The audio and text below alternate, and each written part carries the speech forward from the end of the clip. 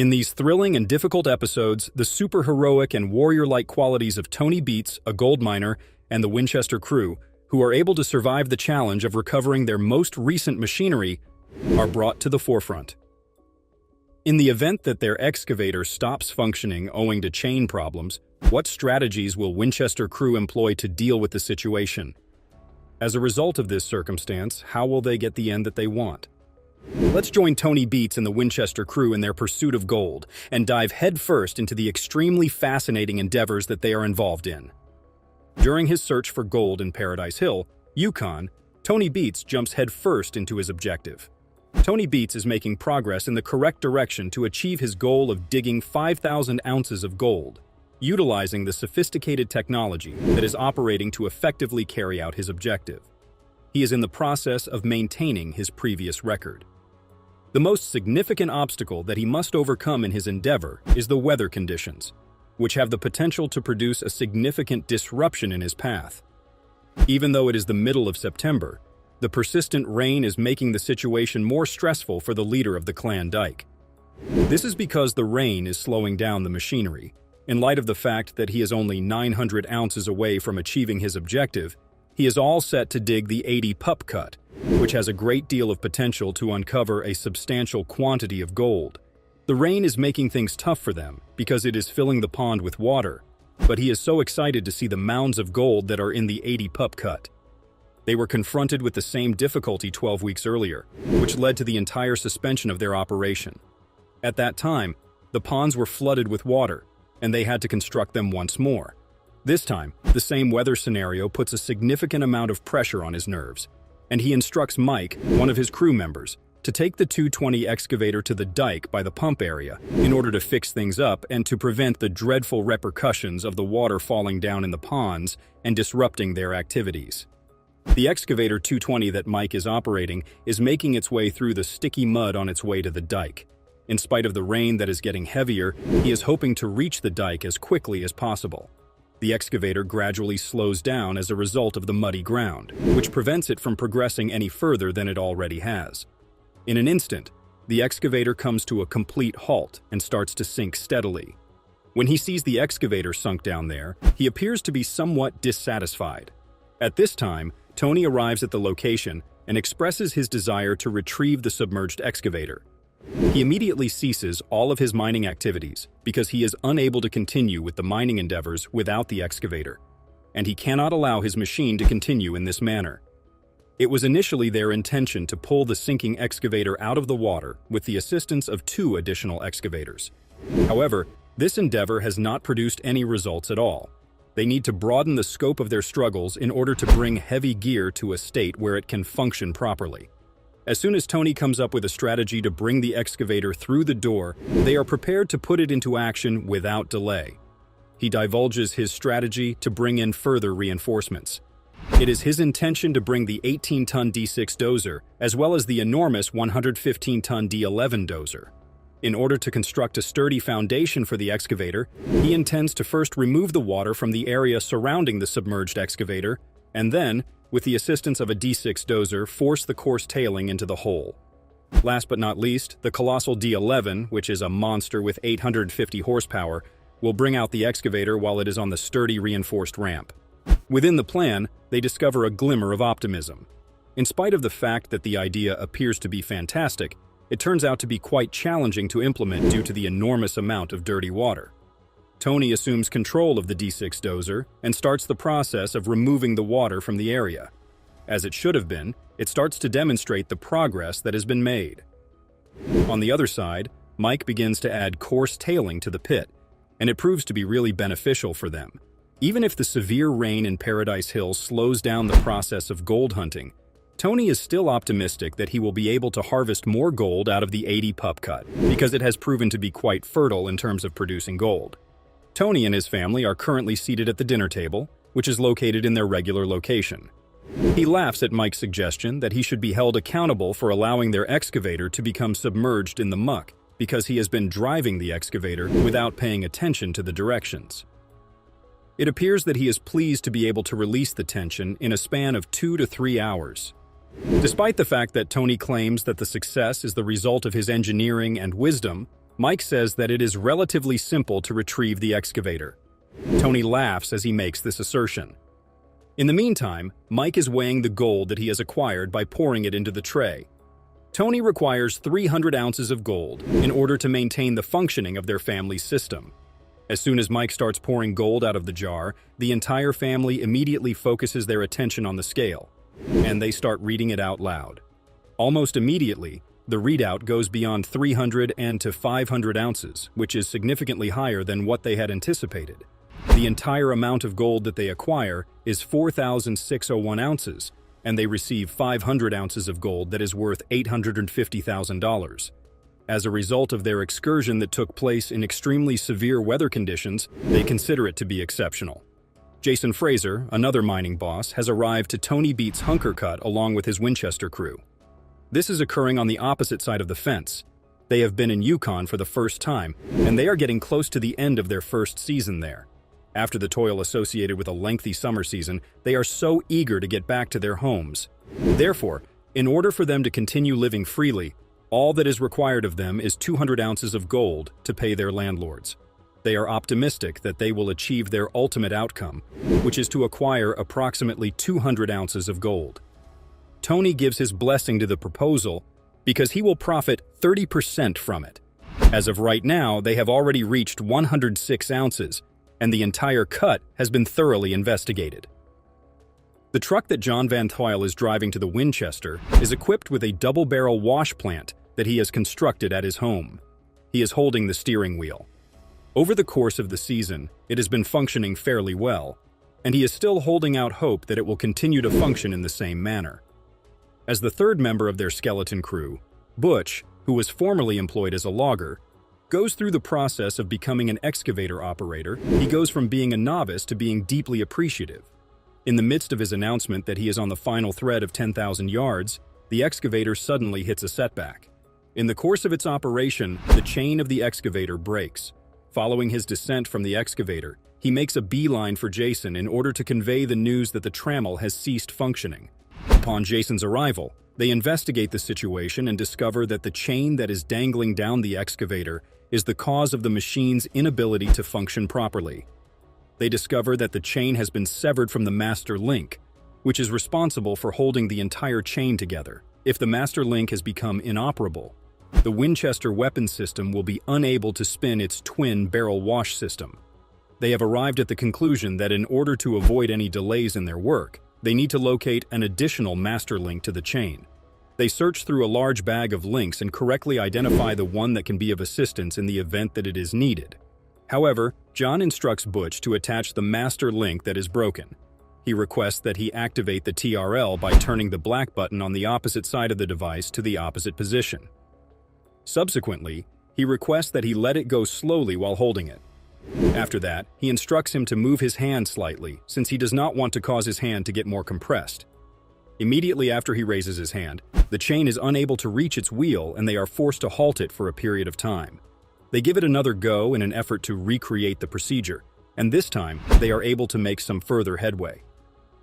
During this time, Jason arrives at the location with the master link and climbs up the ladder in order to execute an assault on the chain. Finally, the Winchester crew succeeds in continuing their mining operation after the hard 2 hours of labor with the chain. They have a limited amount of time to meet their objective of 200 ounces, which is still 94 ounces short. Winter is just about to set in, and they have that time as a premium. When it comes to machinery, Jason laughs at the fact that they, like people, do not enjoy working during the winter months. Having returned to Tony's residence, he is currently seated alongside his woman. They have positioned themselves in anticipation of the Winchester crew, who are just about to arrive after cleaning the final patch. While he is thrilled, he is also hopeful that the Winchester crew will be able to accomplish what they have set out to do. During this time, the Winchester crew arrives at the location, and Tony inquires about the malfunction of the equipment that is causing them difficulties in their endeavor. Jason starts to pour the gold from a box onto the weighing scale, and they start reading it out loud at around the same time. They appear to be quite ecstatic and content with the discovery of 101 ounces of gold, which is beyond their expectations. This is because they have finally accomplished their objective, which is to acquire gold worth $350,000. Tony extends his most heartfelt congratulations to them on the successful conclusion of their first season at Yukon and extends an invitation to return to the location. It is a happy conclusion for Tony and the Winchester crew because their trips end up accomplishing their goal in a remarkable manner, despite the fact that they encountered a lot of challenges along the way and squandered a lot of time. In the comments section, please give your thoughts on these fascinating Gold Rush activities. And don't forget to like, share, and subscribe to the channel for more exciting and adventurous adventures in the future.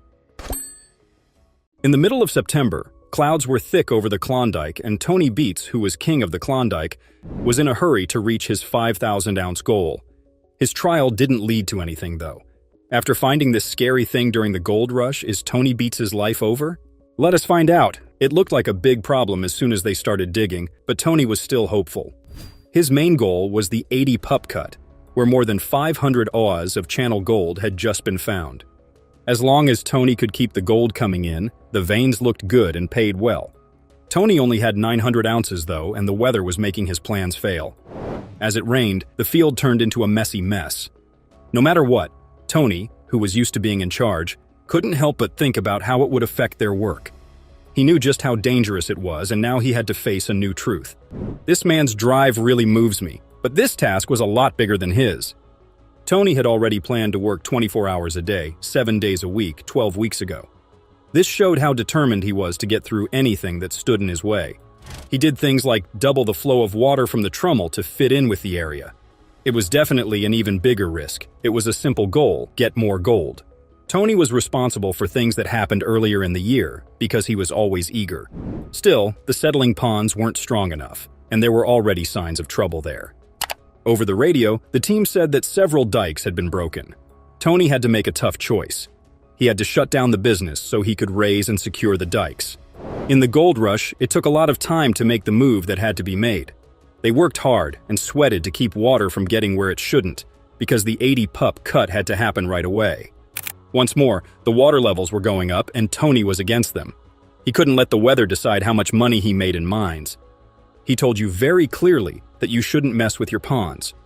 Tony told his team that they needed to start working on the project right away. Nick, a trustworthy member of Tony's team, was told to keep a close eye on this needless piece next to the pump. It never stopped raining, and the water kept coming. Tony clearly cared a lot about the dikes, and everyone needed to move quickly. He thought about how hard things were for them and was afraid that he would sink. I believe that being patient and alert are the best things to do in this case. Nature was fighting back, and Tony was in the middle of it all. It became clear that looking for gold wasn't a fun game of cleaning bright little chunks on the patio. It was a battle with time, the weather, and AM's moods that were always changing. When I think about these problems, I can't help but wonder, will Tony Beets be able to get to his 5,000-ounce gold goal? Of course, the 80 pup had its own sparkle, but rain and rising water were against him, so his chances were not good. He was fighting to stay alive while the sound of machines could still be heard all over the area. Their digger got stuck in a settling pond. Tony knew that they would lose a lot of money every day if this big machine couldn't do its job. They had no choice but to stop. Sure, it was a bother, a huge trouble. There was no doubt that the digging would have to stop until the problem was fixed. But Cousin Mike found a way to make things better. He tried his best when he got there in the morning, but his digger ended up going straight into the water. This caused more trouble. Tony and 2 other excavators went on an emergency rescue because they needed to find a way to help. They worked very hard, but it didn't help. It was time for troops, and Tony didn't think twice about sending in the 18T D6 dozer and the huge 115T D1. The question then was how to get that refuse-to-move backhoe out of the bog. Tony made a plan that worked perfectly because he had been digging for a long time. The first thing that had to be done was to pump out the water. To do this, the D6 dozer, a big piece of machinery, was used to push fine tailings into the pit and make a ramp. The plan was to level the ground under the stuck digger so that the big wrestler could pull it out. The colossal 115T D1 850 horsepower rescue mission star was then sent out on patrol to see if it could help. Tony came up with a way for the D11 to drive up onto the strengthened ramp, making a base for this big machine to stand on. The goal was clear: get the 220 loaders out of the mud. It was clear that things were very bad and that time was running out. But each choice came with a price. Tony Beets knew what the risks were and thought about how to fix the problem. I couldn't help but wonder if Tony's plan would work. When the engine started to roar and the machine started to turn, everyone had to help out. This was a battleground between people and nature. It was not easy to get a digger out of the ground. It was also hard to deal with things that didn't go as planned and gain skills and experience in the tough world of gold mine. The loss that Tony Beets was going through could be heard throughout the mines. The water had to be pumped out so that the digger could be taken out. It surely acted as a challenge to the muddy swamp of crisis that had caught Tony's mining business. Tony Beets, on the other hand, was not the type of person to give up. He thought they were going to get a little further along. I think things were starting to get better. The screen showed scenes of relief workers getting the stuck digger out of the way. The D6 dozer was hired to move the tailings, and a simple ramp was built to help with the rescue. They had to walk a fine line between machines and nature, and Tony Beets was determined to be in charge of it. The setting pond became less like a bog as the plan moved forward. He noticed that things were going in the right way. Exploring this swampy area visually also showed how hard things were for the workers on Paradise Hill. As the work with the backhoe went on, I couldn't help but wonder if this was another waste of Tony Beets' time. On top of that, the constant enemy Klondike weather has already slowed down work on Paradise Hill for a whole week. Even though things were getting tougher, Tony was still focused on his 500-ounce goal and stayed positive. Earlier, the backhoe problem caused them to lose about 2 hours of work. It looked like Mike's cousin was to blame because he drove the digger into the mud by accident. When Tony replied, he didn't mince words and said that Mike was stuck because the other person wasn't paying attention. With an operation being held up and a digger getting lost, will Tony Beets and his crew be able to bounce back? It was clear to him that some of his problems were caused by not paying attention to certain things. Some people made the situation funny by telling him he had to describe everything in English, Dutch, or Finnish. The task of rescuing Tony from tough situations naturally improved Tony's engineering skills. As the show goes on, all we can do is admire how strong Tony Beets and his team are. Tony Beets had to deal with this horrifying discovery. Could he get past it, or was it really the end for him? They were going to weigh the gold to see if they had reached their goal. Tony Beets was kind of riding a number-based roller coaster. It meant a huge amount, and the number of ounces meant even more. As they moved through the mine area, 9 diggers called out the count, 10, 30, and so on to keep the family on track. Some buyers saw that number as a sign of hope, but Tony would need more than 300 ounces to reach his goal. The count then got tense, 240, 250, 260. As he and the others went through rock after rock, the numbers kept going up, from highs to ever higher peaks. In their whole mining project, they were either right or wrong. The ounces kept coming, 350, 360, and more. In 1987, more than $500,000 was made. It was worth $850,000, taking their total to 4,601 ounces. They worked very hard for 6 days and got a great result. The 80 pups crops helped with the success in some ways. Even though Tony knew that, at least they knew what 80 pup could do. Things have been going well with that for a while now. Tony looked into the future to see if he could get an even better number. That's why it didn't matter if they had to sling for a day. As long as gold was flowing, that was what mattered. The gunslingers didn't have any trouble with it. It was clear that they were successful, and Tony could only say that if it paid well, then it was fine. It was very hard to understand, and I was afraid that the weather would get in the way of Tony's plans. Tony was pretty happy with the outcome. It was so clear that the characters were friends and had achieved success together that it made me feel like I could relate to the miners who were fighting nature to get gold. At least for now, the never-ending search for gold has paid off. Watch my older movies if you want to learn more about how the world is changing all the time. The Beets family faces a race against time as they try to extract dirt from the frozen mining cut. But as the temperature rises, so do their challenges. Would they be able to fix their problems in time for the day's mine, or would they go back home disappointed? Stay tuned to find out. In the heart of the operation, Kevin Beets finds himself battling a mechanical breakdown in one of the trucks. With the fleet frozen, their efficiency takes a hit, and the pressure is on.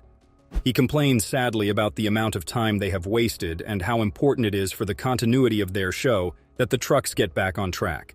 He says that if they don't fix the truck as soon as they can, they will be seriously behind their schedule.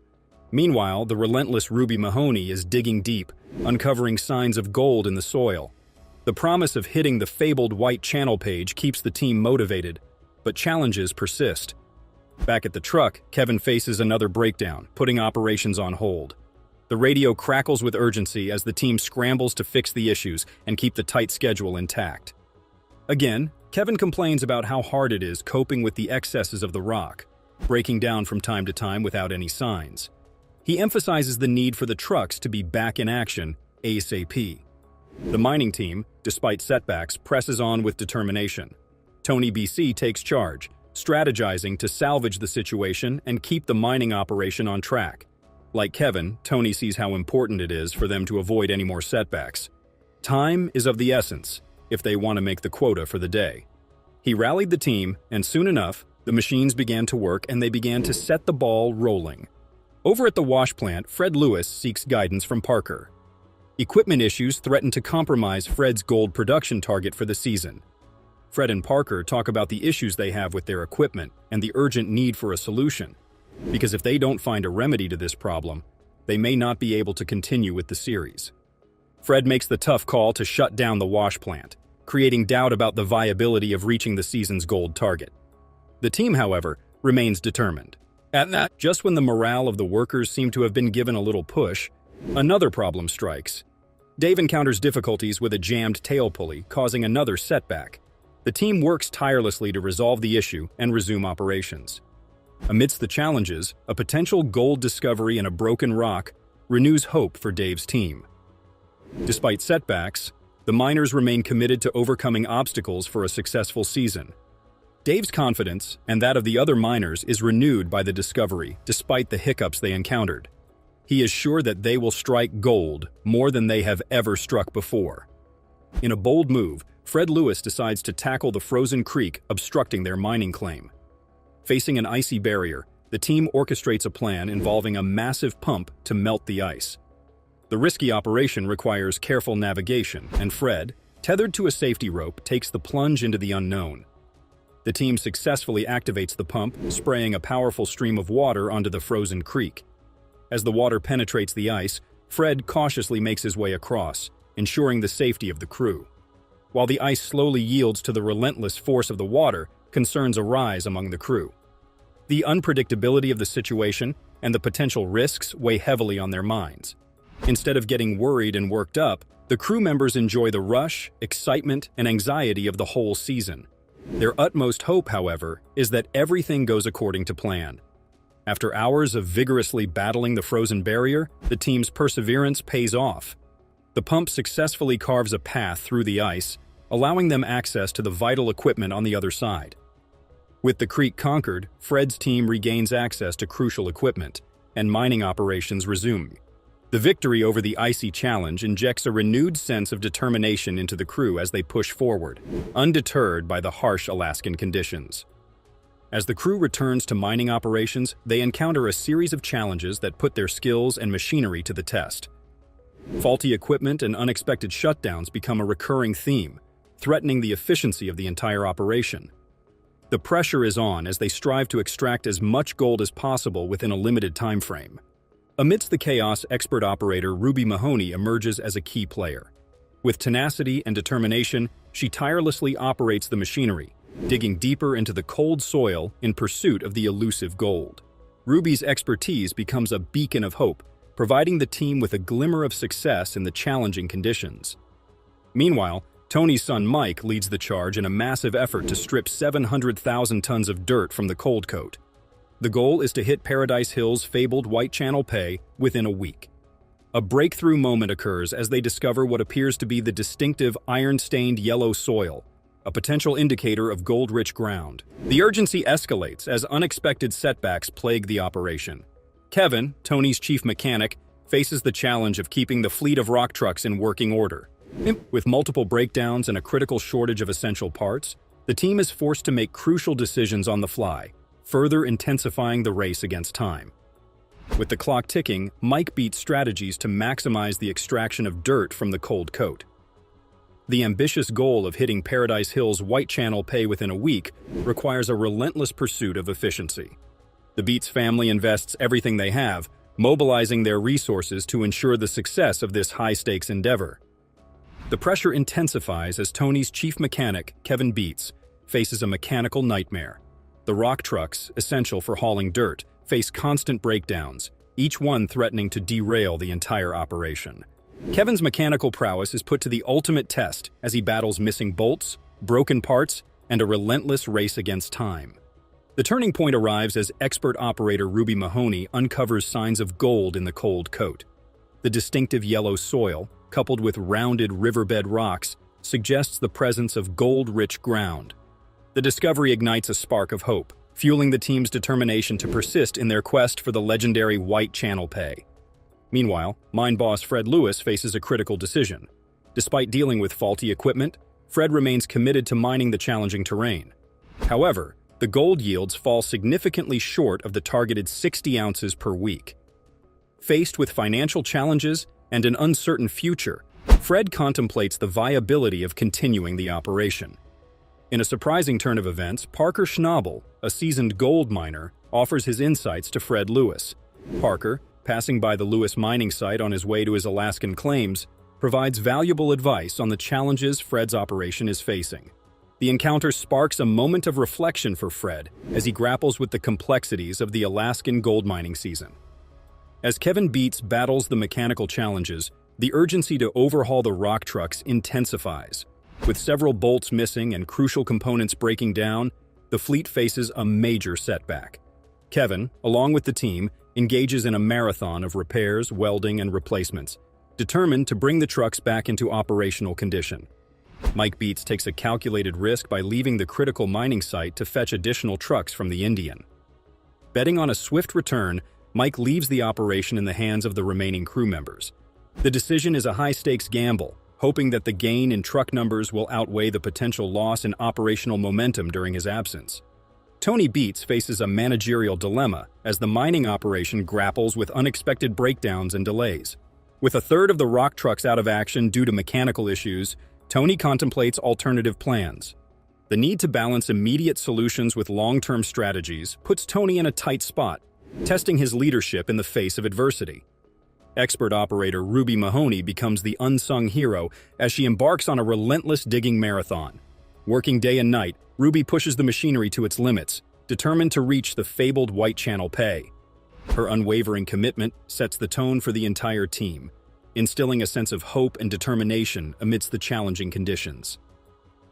Fred Lewis finds himself at a crossroads as the challenges mount.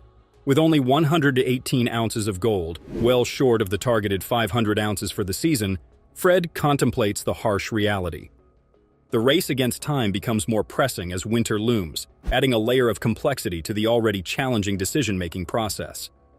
The unforgiving Alaskan wilderness continues to throw curveballs at the miners, from mechanical breakdowns to managerial dilemmas and the relentless pursuit of gold. The unpredictable nature of the terrain tests the resilience, adaptability, and sheer determination of each team member. As they navigate through the twists and turns, the outcome remains uncertain, making every decision a critical turning point in the quest for Alaskan gold. The mining drama continues, with each twist and turn testing the miners' resilience and determination. Will their collective efforts lead them to the golden bounty they seek, or will the challenges prove insurmountable? Stay tuned for the next thrilling chapter of Gold Rush: Trials of the Thaw. Don't forget to subscribe and join us on this roller coaster journey through the Alaskan wilderness. Mike Beets, a gold mining expert, made a disastrous mistake when he gambled with his $300,000 wash plant, causing the heavy machinery to be destroyed. Tony, who was unhappy with Mike's second error of the season, sent Kevin to oversee the fleet of excavators, dozers, and rock trucks. Kevin was crucial in maintaining the functionality of the aging trommel. A damaged rubber and metal skirt directed pay onto the conveyor beneath the hopper, causing gold-rich earth to spill and accumulate beneath the belt. Kevin had to take the skirt off and make a new one from scratch to resume gold recovery.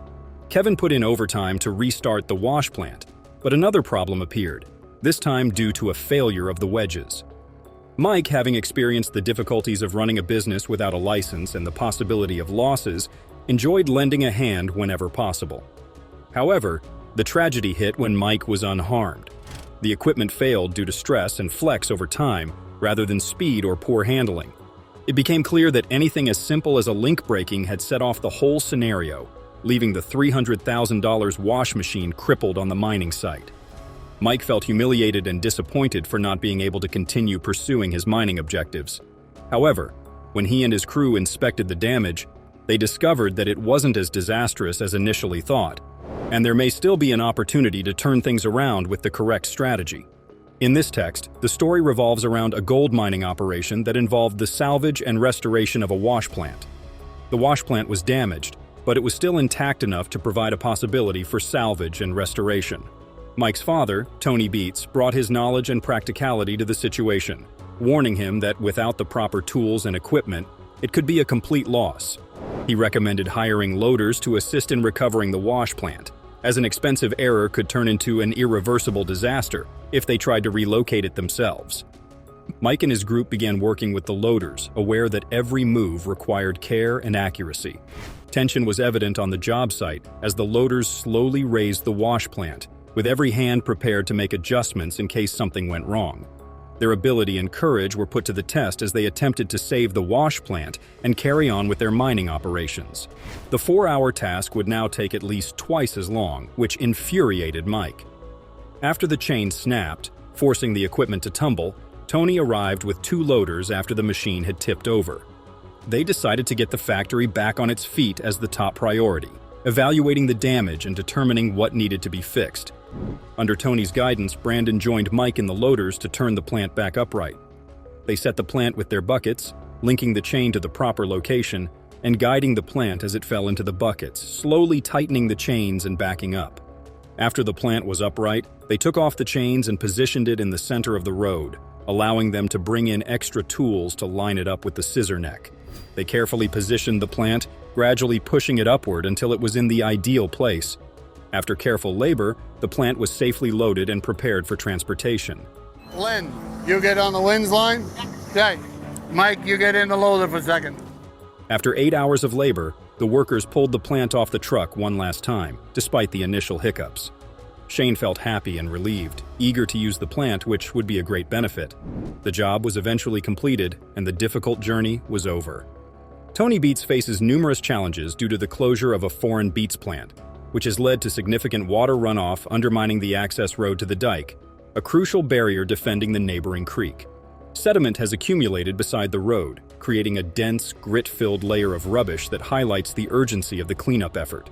The team aims to restore access by filling low areas with substantial loads of rock to strengthen the dike's weakening structure and prevent further breaches. Cleaching silt becomes an all-consuming effort, as the water board may halt operations if too much silt enters the creek.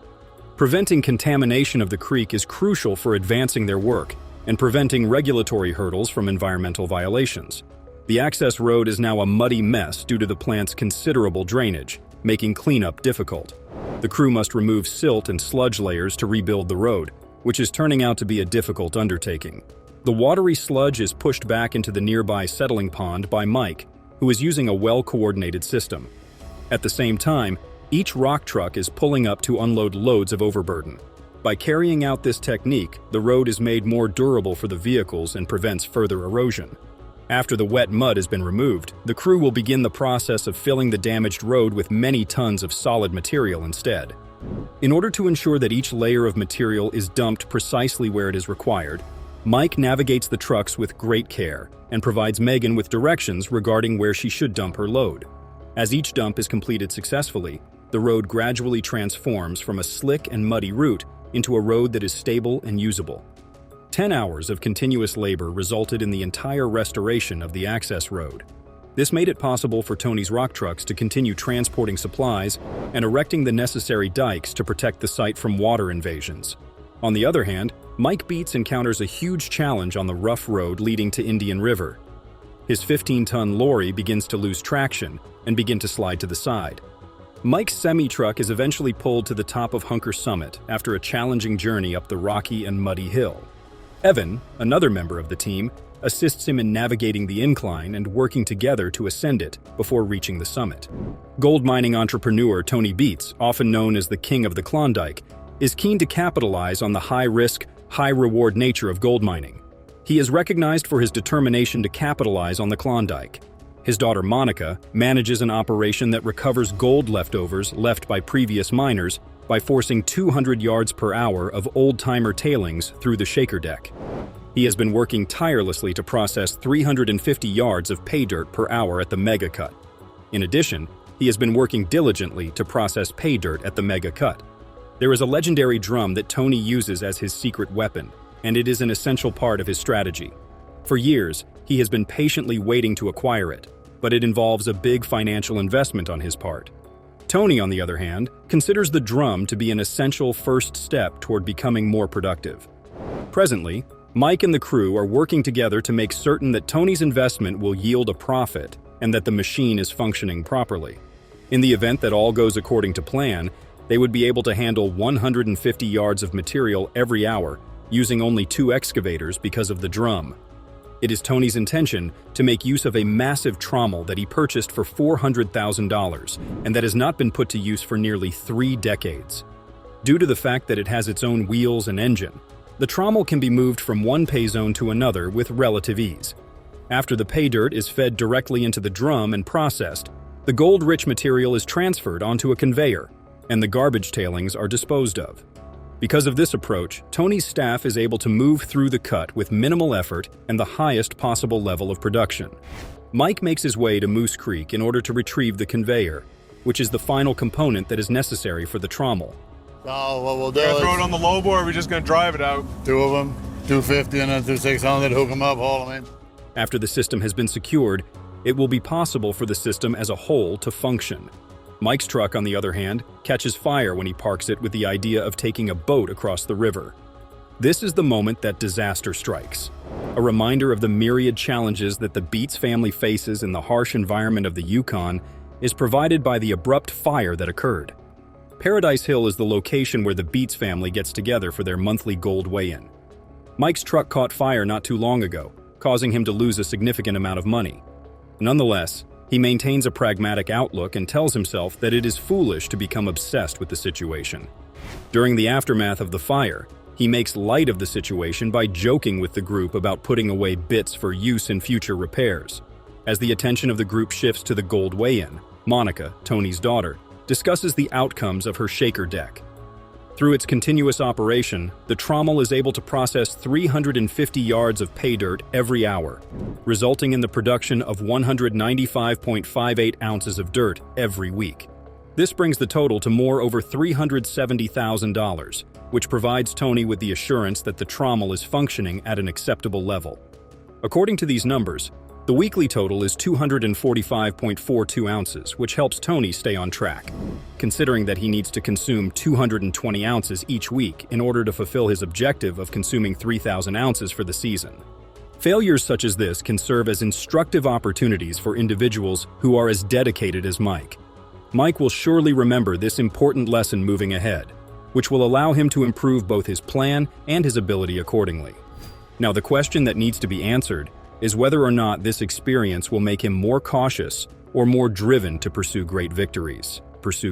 A recent decision by the internationally renowned reality television personality Tony Beets has sparked a tempest of controversy. His audacious choice regarding the Viking farewell caused anarchy. Beets gained notoriety for his unwavering resolve. This unforeseen development has rendered both enthusiasts and critics entirely speechless, and Tony Beets was the one who initiated this course of action. As the narrative progresses, it becomes increasingly apparent that this decision is not merely an act of spectacle.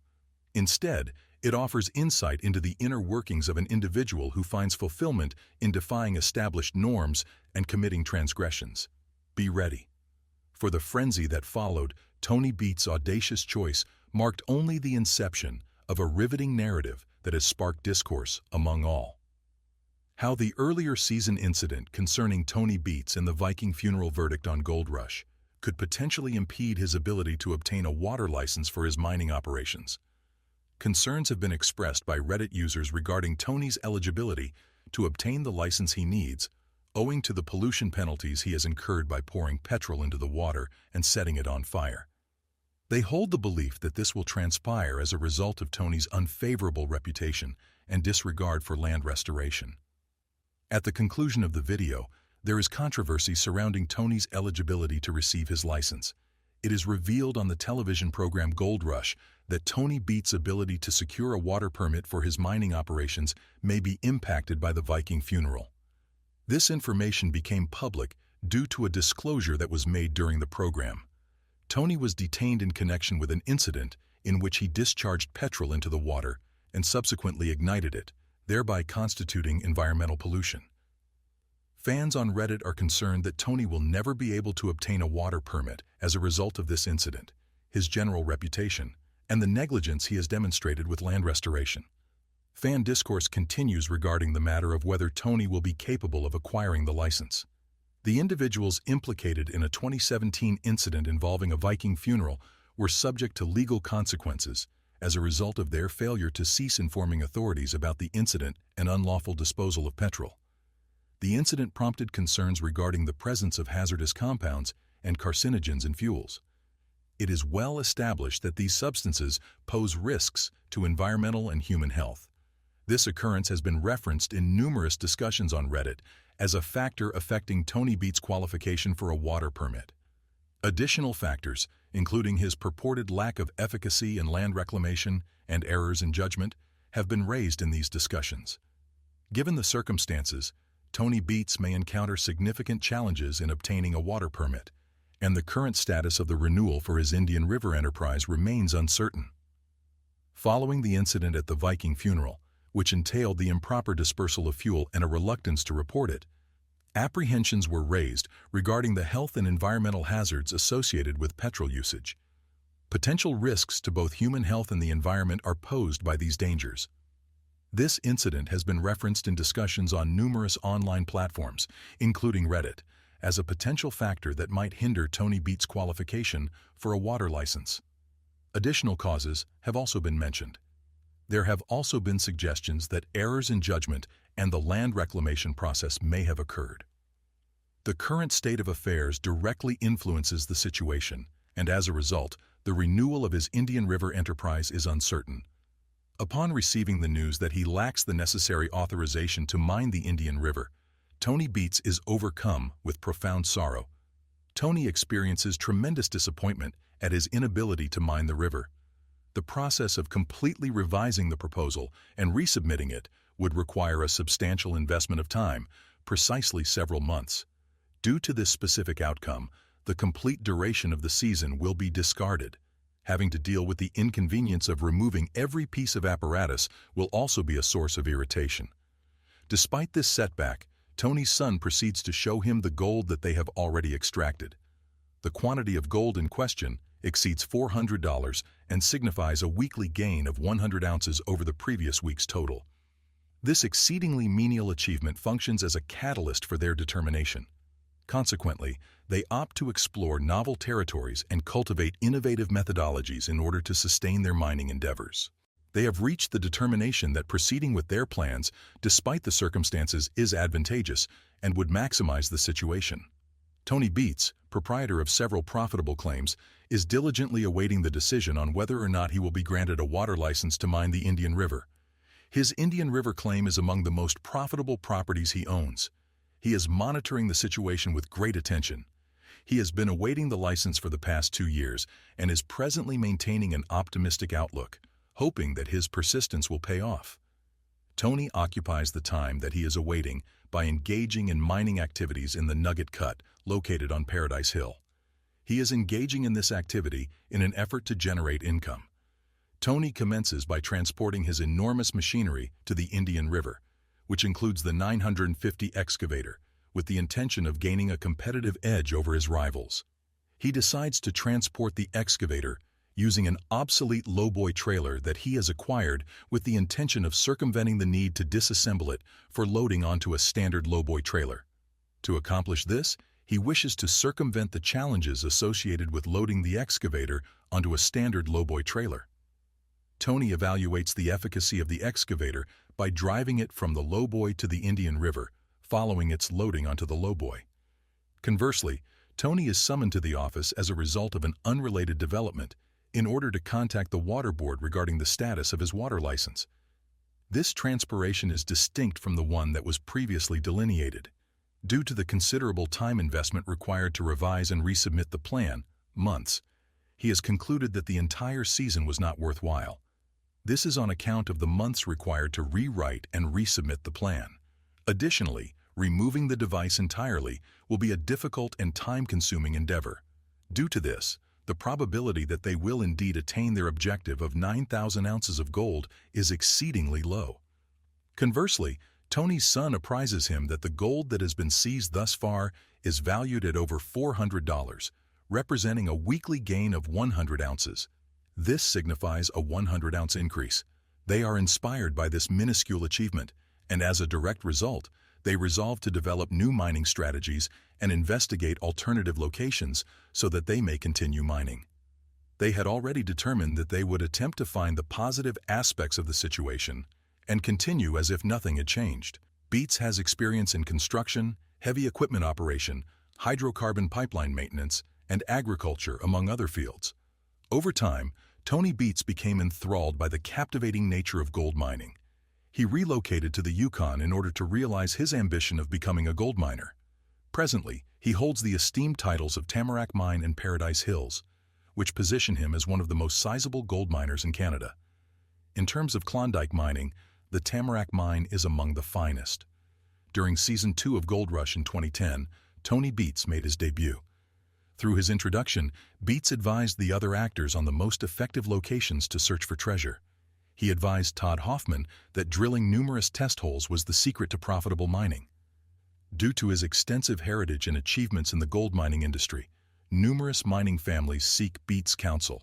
To access further amusing narratives, please subscribe at this moment and enable the notification chime to receive early notice of the release of new videos. Strong-willed and determined, Tony Beets is a gold miner. Although his success has been facilitated by his disposition, he can at times be challenging to collaborate with. Many individuals leave due to their lack of compatibility with Beets. A fuel-fueled fire was ignited by Beets in one of his dredging ponds during an episode of Gold Rush.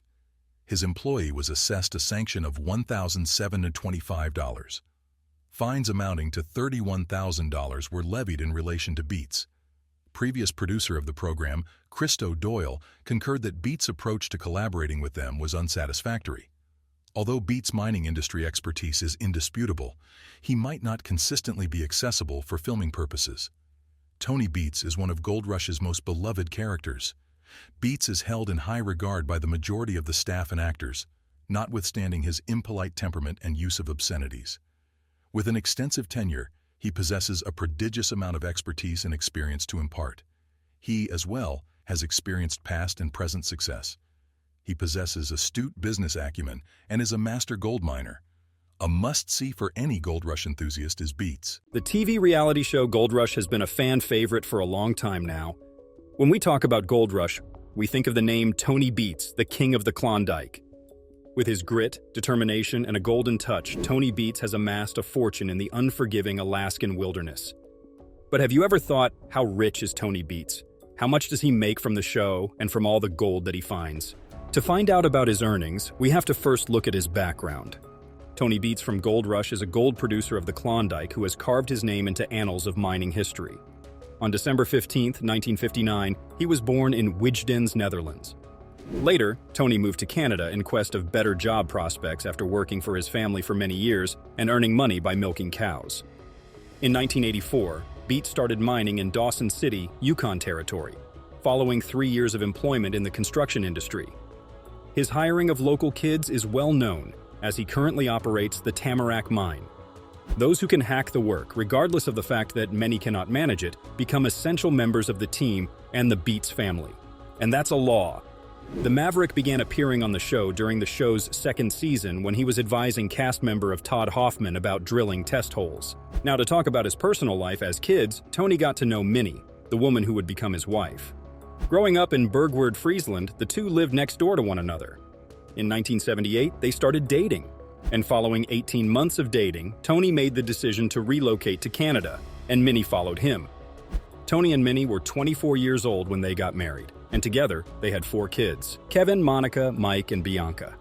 Regretfully, their daughter Jasmine passed away in 1992 at the age of 2.5. The Beet family business involves all of the children, with Minnie managing the bookkeeping and paperwork. a winter residence in Arizona, is owned by Tony and Minnie, and Beets is said to own a Mercedes convertible that is estimated to be worth $145,000. His journey began in the Netherlands, where he left his farm in pursuit of fortune and glory in the Canadian wilderness. Driven by tales of miners earning $1,000 per week or more in the Yukon, Beets embarked on a life-changing adventure. It was only a matter of when and how. Beets' determination to prosper goes back to his early teen years in the Netherlands. After his father suffered a debilitating accident, Beets had to take over the family farm, which meant he often found himself in charge of men who were more than twice his age. In Tony Beets' own words, he reflects on his early rise to leadership. He became the boss at a very early age. He decided he had to become equal or better than the people who worked for him. His whole life, wherever he went, if he wasn't a foreman within a week, well, he's always kept one step ahead of the rest of them. Skeptical about the future of farming in the Netherlands, Beets and his new wife, Minnie, emigrated to Canada in 1980. Beets started out on a dairy farm near Salmon Arm, BC. Within a couple of months, a new goal had formed in his mind. But that's not all. Word spread through the Yukon like wildfire. Miners were raking in $1,000 a week, a fortune in those days equivalent to over $3,000 today. Tony Beets heard the whispers and saw his ticket to riches. Determined and undeterred, he set his sights on the same prize, driven by the promise of prosperity. Beets bought a plane ticket and flew up to Whitehorse, but he arrived too early in the season to get a gold mining job. So he returned to the farm for a few more months before exchanging the milking machines of BC for the oil pipelines of Alberta.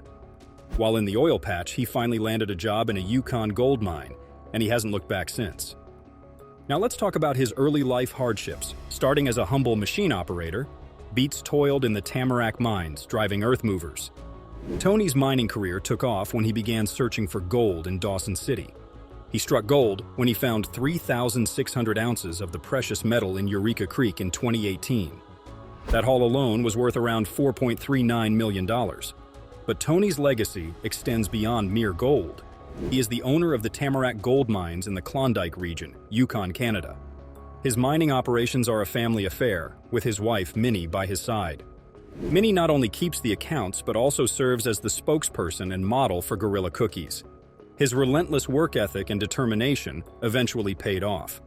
Over the years, he built an impressive mining empire, and today, he stands as one of the most successful miners in the region. Today, Beets owns one of the largest privately held placer gold mines in the territory. But if anyone thinks he's riding the gravy train to riches, they can think again. Throughout the 7-month gold mining season, Beets and his crew work 12 to 14 hours a day, often in punishing weather conditions, battling constant breakdowns and the clock. But let me tell you this, gold mining is a hands-on operation. If you're not out there every day, it's not going to happen. Despite such heroic efforts, success is never guaranteed. Tony Beets reflected on the unpredictable nature of his trade. The good ground really is gone. If one day you make $1 million in this business, I suggest you hang on to it pretty tightly because you may need it next year. And that's how life works. If his on-screen persona is anything to go by, Beets is a tough man to please. Describing himself as a hands-on employer, he never passes up an opportunity to instill the importance of hard work and diligence in his children. While Beets thinks it's a risky time for newcomers to enter the business, he does not believe it is impossible. However, he encourages prospective prospectors to think small. On the other hand, what is Eureka Creek Mine? Nestled in the heart of the Klondike is Beets' crown jewel. Here, he operates the Viking Dredge, a colossal floating industrial bucket weighing 350 tons. Beets acquired this historic dredge in Season 5 of Gold Rush for a cool $1 million. The Viking Dredge had languished unused for 30 years until Beets breathed new life into it. However, the road to success was not without challenges. The dredge sank twice in 6 weeks, risking losses of over $1,000 per hour. Despite setbacks, Beets persisted, and the Viking Dredge now churns through the rich soil of Eureka Creek, extracting gold. But Eureka Creek is just one facet of Beets' mining empire. He also oversees operations at Tamarack Inc., another significant claim he took over decades ago. His various ventures in the Klondike have contributed to a reported net worth of approximately $15 million.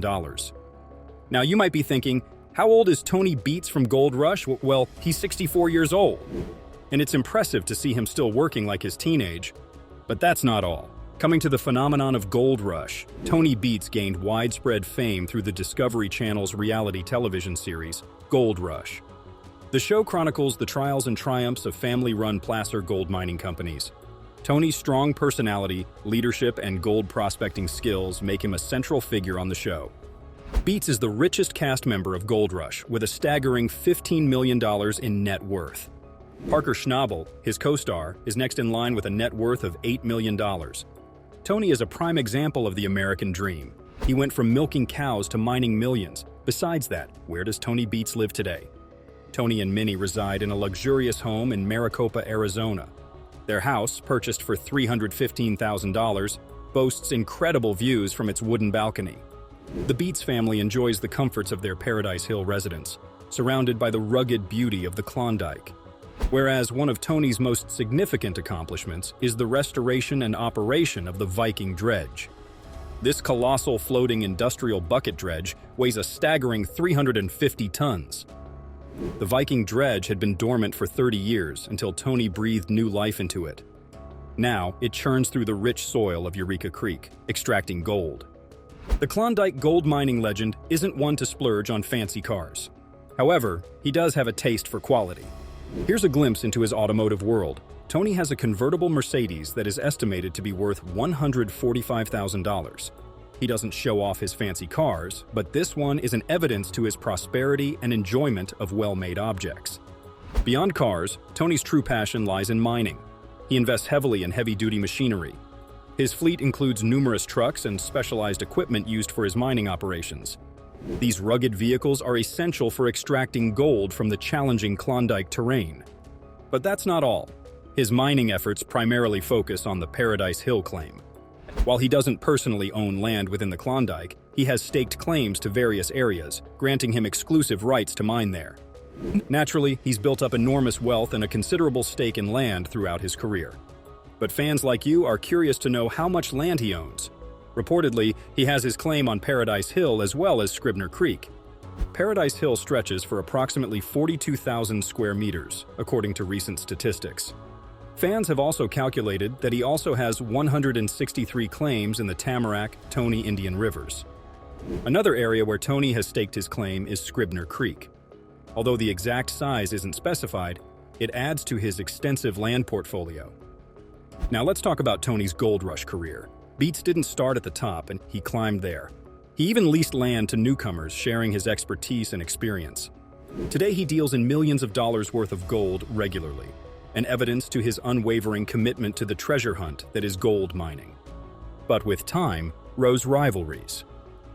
Tony Beets first burst onto the gold rush scene during Season 2.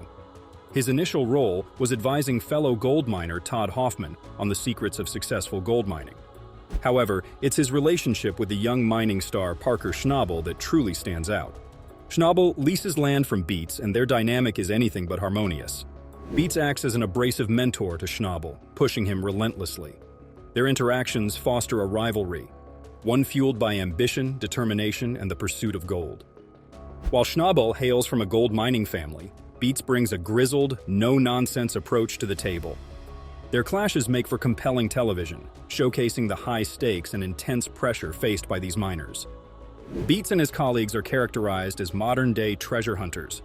Armed with million-dollar machinery, they scour the Klondike in search of the elusive yellow metal. Since his debut on Gold Rush, Beets has weathered many ups and downs in his mining business. Yet year after year, he returns to the rugged wilderness, drawn by the lifestyle and the thrill of the hunt. His passion for the adventure, the freedom, and the pursuit of gold keeps him coming back, despite the challenges. Although Beets enjoys the wild Klondike lifestyle, there are repercussions when a business broadcasts on television. In one particularly noteworthy instance, a program clip led to $31,000 in fines for his organization. Even with its already significant environmental impact, mining can occasionally go too far. Regulators took issue with Beets and his crew's Viking baptism of a gold dredge machine, which involved dousing the nearby pond with petrol and setting it ablaze.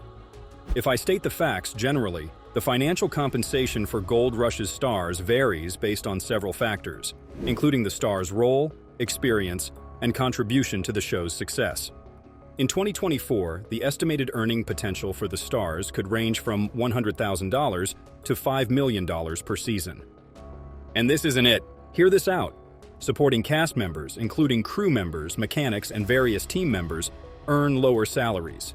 Their earnings range from $10,000 to $20,000 per episode. The stars' income is not solely derived from their salaries. They often supplement their earnings through endorsements, public appearances, and merchandise sales, which can significantly boost their overall income. And if I talk about the show's success, the show has also opened up opportunities for the stars to invest in their own mining operations, further increasing their potential earnings. This allows them to capitalize on the exposure and expertise gained from Gold Rush. Meanwhile, the stars' ability to expand their sources of income has also been made possible by the show's longevity. Some have dabbled in other commercial endeavor, like real estate investing or owning mining equipment firms. In its first season finale, Gold Rush Alaska was the most watched Friday night program in all of U.S. television among males aged 18 to 49 and women aged 25 to 54. However, throughout its 13 seasons, the show has consistently ranked among the top unscripted cable programs, particularly strong in demographics like men aged 25, 54.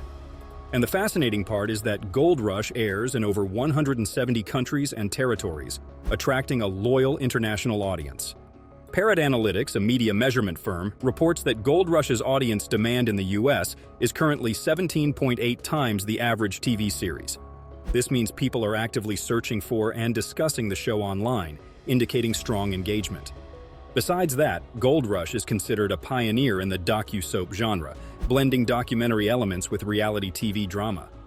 Its success has cemented the way for other shows exploring extreme professions and lifestyles.